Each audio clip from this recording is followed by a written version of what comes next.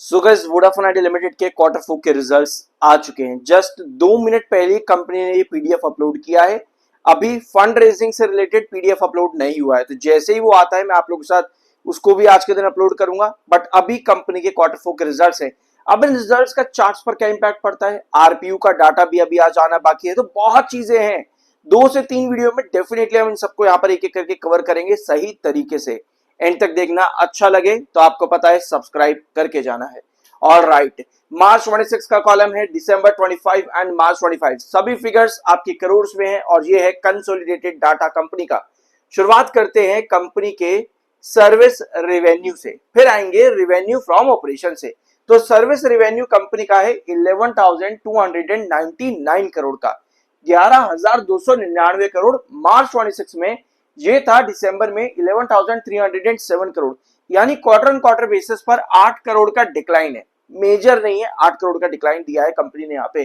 पिछले साल मार्च में था 10,949 करोड़, यानी भाई कंपनी ने बहुत बढ़िया जंप दे दिया है।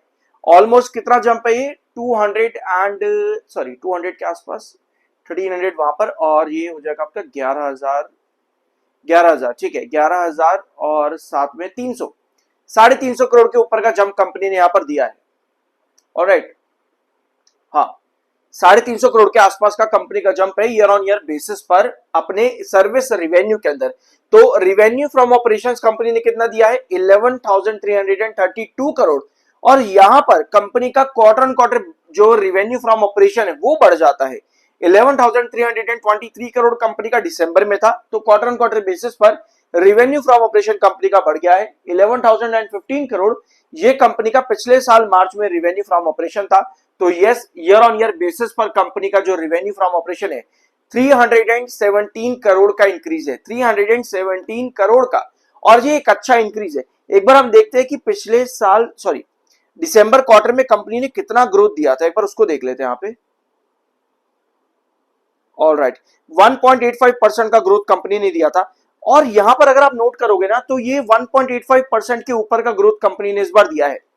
एनुअल बेसिस ग्रोथ जो कंपनी का है वो 2% से ज्यादा का है, लगभग 2% से ज्यादा का है, जो कि एक अच्छा ग्रोथ परसेंटेज है दिसंबर के कंपैरिजन में। तो यस, पहला सेगमेंट कंपनी का बहुत बढ़िया है। अदर इनकम कंपनी की आई है 104 करोड़ की, जो कि दिसंबर में 193 करोड़ की थी, पिछले साल 214। तो यस, अदर इनकम कंपनी की जो है वो ड्रॉप हुई है, जिसकी वजह से टोटल इनकम कंपनी की क्वार्टर ऑन क्वार्टर बेसिस पर वापस से कम हो जाती है। ऑल राइट, अदरवाइज देखो यहाँ पर अदर इनकम से मिलाकर के ही टोटल इनकम कंपनी कम हुई है quarter on quarter basis. Otherwise operational income company की बहुत बढ़िया है, quarter on quarter basis 17 crore का इंक्रीज है, 7 एंड 2 आपका 9 करोड़ का इंक्रीज है क्वार्टर ऑन क्वार्टर बेसिस पर। सो अब आते हैं कंपनी के खर्चे कितने हैं। डेफिनेटली खर्चे कंपनी के मुझे लग रहा है इस बार बड़े हैं। टोटल एक्सपेंसेस ये रहे कंपनी के 16,951 करोड़। तो यस, खर्चे कंपनी के कम हुए हैं quarter on quarter basis and year on year basis पर भी। 17,884 करोड़ दिसंबर में थे, और पिछले साल मार्च में 18,398 करोड़, यानी कि डिस्पाइट इसके कि कंपनी के इस बार रिवेन्यूज बढ़े हैं भैया, खर्चे ईयर ऑन ईयर बेसिस पर कम आए हैं, तो इसका इंपैक्ट कंपनी के लॉसेस कम हो सकते हैं। लॉसेस पर कंपनी के बढ़िया इंपैक्ट दिख सकता है यहाँ पे। अब आते हैं प्रॉफिट बिफोर टैक्सेस और प्रॉफिट आफ्टर टैक्सेस के ऊपर।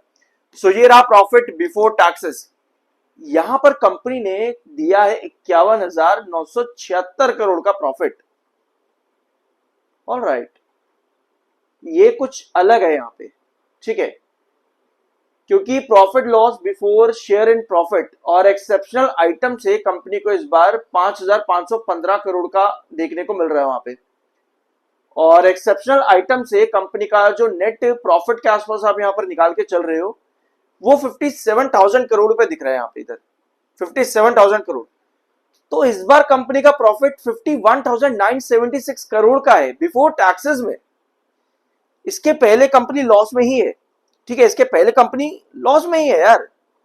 तो ये कंपनी ने कुछ अलग किया है, एक्सेप्शनल आइटम से कंपनी का जो नेट प्रॉफिट निकल रहा है वो 57,000 करोड़ पे है, 57,000 करोड़ पे, और जो लॉस था वेंचर्स में वो कंपनी का 5,500 करोड़ पे था। तो प्रॉफिट बिफोर टैक्सेस कंपनी का 51,976 करोड़ का है, एक्चुअली माइनस में नहीं है, ये प्लस है ये। और उसके पहले दिसंबर में 5,290 करोड़ का था, क्योंकि वहां पर एक्सेप्शनल आइटम से कंपनी का जो नेट था वो 1078 करोड़ का था और लॉसेस उसके पहले ज्यादा थे वेंचर से। तो यस, यहां पर कंपनी प्रॉफिट में आई है literally. So profit after taxes 51,970 crore. Although ये जो प्रॉफिट आ रहा है ये एक्सेप्शनल आइटम से है, बट स्टिल कंपनी ने प्रॉफिट दिया है, वो भी बहुत बड़ा है। 51,970 करोड़ का ओवरऑल प्रॉफिट कंपनी का है। 6 साल हो गए मुझे डिस्कस करते हुए Vodafone idea limited. I don't think कि कभी कंपनी ने ऐसा कुछ किया है, अभी तक नहीं किया। तो यार 6 साल में आई बिलीव कि कंपनी प्रॉफिट पर आ रही है, भले ही एक्सेप्शनल आइटम से आ रही है। मुझे यकीन नहीं हो रहा, मुझे ऐसा लग रहा है कि मैं कुछ गलत ही देख रहा हूं, बट यहां पर ये मेंशन्ड है कंपनी में। सब्सक्राइब कर देना अगर अभी तक नहीं किया है तो।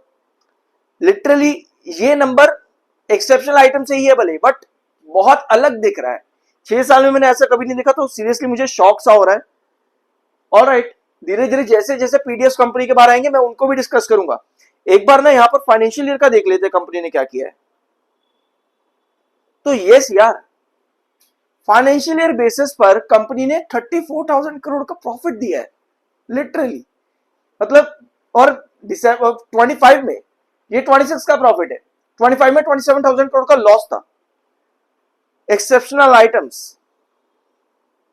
सीरियसली ये रिजल्ट कुछ अलग ही लेवल पर गया है, कुछ अलग है यार। ये कुछ यहां पर समझ नहीं आ रहा मुझे, बट ये है रियलिटी है जो भी अभी देखा मैंने। सीरियसली मैं ऐसे रिएक्ट नहीं करता कभी भी वीडियोस में। ये कोई ट्रैवल व्लॉगिंग नहीं चल रही कि मुझे कुछ दिख गया अचानक से। तो सीरियसली मैं कभी भी रिजल्ट्स पहले नहीं देखता, मैं आप लोगों के साथ में ही वीडियो बनाते बनाते समझता हूँ चीजें क्या है सामने। और ये सीरियसली ये बहुत अलग चीज थी। बट फिलहाल अब आते हैं वोडाफोन आइडिया। सॉरी, ये वोडाफोन आइडिया का नहीं है, हम वोडाफोन आइडिया का चार्ट देखेंगे। ये रहा वोडाफोन आइडिया लिमिटेड का चार्ट। लास्ट सेशन के अंदर हमारे पास एक टॉप कैंडल बनी थी, ये वाली। इस टॉप कैंडल ने 1295 पर क्लोजिंग दी थी। 1330, ये जो आप ये वाली लाइन देख रहे हो 1330 की है ये हमारा क्रूशियल रिजेक्शन था। इसके साथ में हम लोगों ने लास्ट वीडियो के अंदर डिस्कस किया था कि नेक्स्ट जो आपकी पोजीशन बनती है 14 रुपए 10 पैसे के आसपास। इसको कमेंट बॉक्स में करेक्ट कर देना। 14-10 मैंने आपके साथ डिस्कस करा था कि 1330 आपका रिजेक्शन फेस करेगा ही करेगा। पहली बात तो 1295 पर क्लोजिंग दी है, तो एग्जैक्टली वो चीज करी वोडाफोन आइडिया लिमिटेड ने, क्योंकि इसके पहले 12.20 पर आपका रिजेक्शन था, इसके पहले 11.40 एंड देन 10.40। ये सभी ट्रेंड्स वोडाफोन आइडिया ने अभी तक फॉलो अप किए हैं। तो लास्ट सेशन भी 13 रुपए 30 पैसे पर आया, रिजेक्शन फेस किया, और हमने ये चीज डिस्कस करी थी कि कंपनी के लिए फंड रेज देना बहुत ज्यादा जरूरी होगा। उसके बारे में भी हम एक वीडियो अपलोड करेंगे 30 मिनट टाइम फ्रेम पर। सॉरी, 1 आवर का टाइम फ्रेम है ये वाला, 1 आवर चार्ट का टाइम फ्रेम है।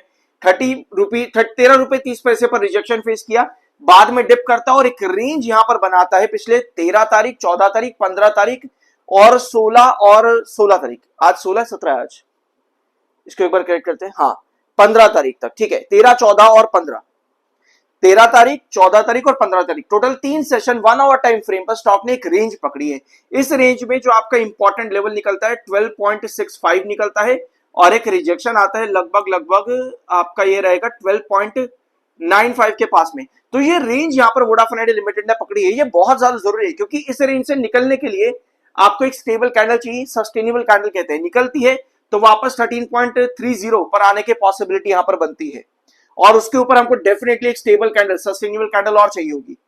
और गिरावट के लिए कंपनी का आरपीयू खराब वगैरह वगैरह कुछ चीजें बनते तो ही गिरावट दिखेगी। तो यार ये रिजल्ट सीरियसली कुछ अलग है। मुझे इन चार्ट्स को ना मैं आपके साथ अगले वीडियो में और अच्छे डिस्कस करूंगा जब कंपनी का और डाटा आएगा। तब तक के लिए सब्सक्राइब जरूर करना। मिलते हैं नेक्स्ट वीडियो में।